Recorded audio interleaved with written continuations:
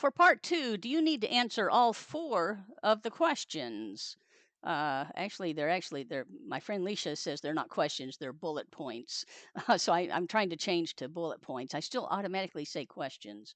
But this is a question I sometimes get. For part 4, I'm sorry, there is no part 4 in speaking.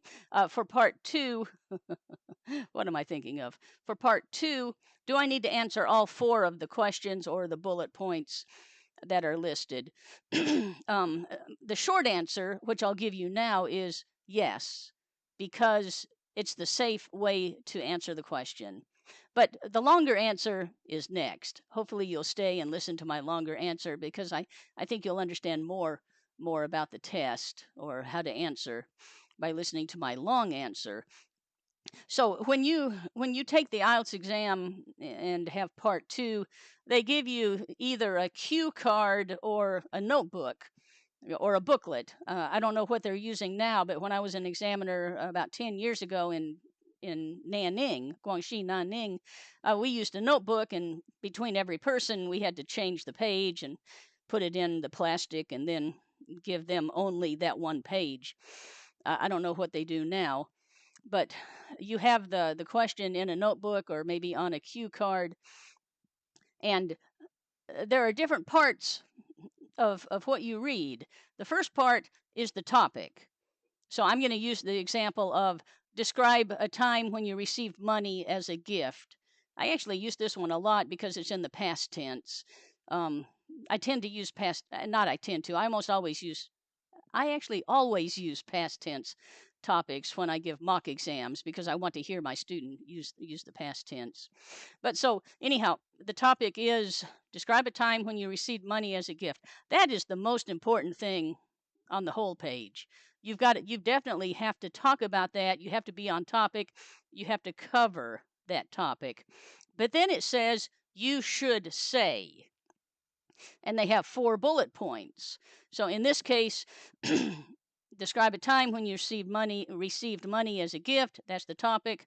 And you should say who gave you the money, when you received it, what you did with it, and how you felt about it.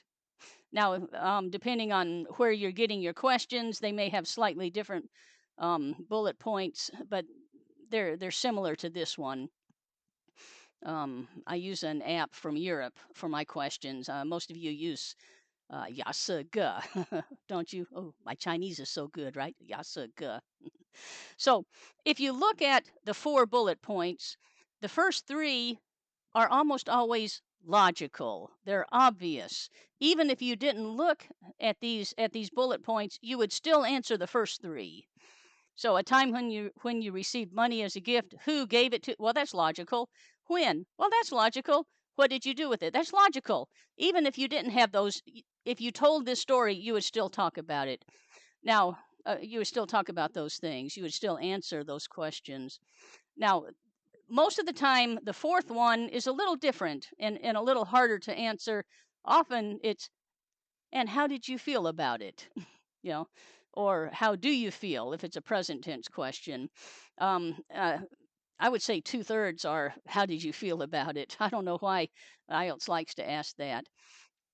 So that one is not always logical, and you need to make sure you include that 4th one when you answer it. So the question is, do you need to answer all 4 bullet points or all 4 questions? To be safe, I say yes. And why are you saying to be safe, Miss Boswell? It's because it says you should say. And in English, should doesn't mean must. It means it's a really good idea. And I think there are some examiners who don't really look at the 4 bullet points, and so they don't really know or care what you're saying. By the way, that was me. When I was an examiner, I knew what the topic was because I had said it. Now I want you to talk about a time when you da da da da da.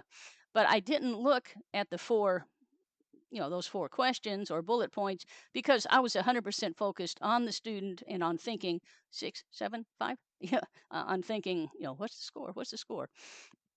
However, there are examiners who expect you to answer all 4 of those. And I know that because students have said, "Oh, my examiner at the end, he made some kind of a movement to show that I should answer all 4." I guess that's what he understood that to mean. And another one said the examiner tapped the paper to show that he needed to answer, the 4th one. Now, I'm pretty sure both of those are against the rules. Making some kind of a gesture or a tapping sound. I'm pretty sure you're not supposed to do that. Uh, but I think to be safe, you do need to answer all 4 of those. Okay? Thanks for watching. I hope this helped.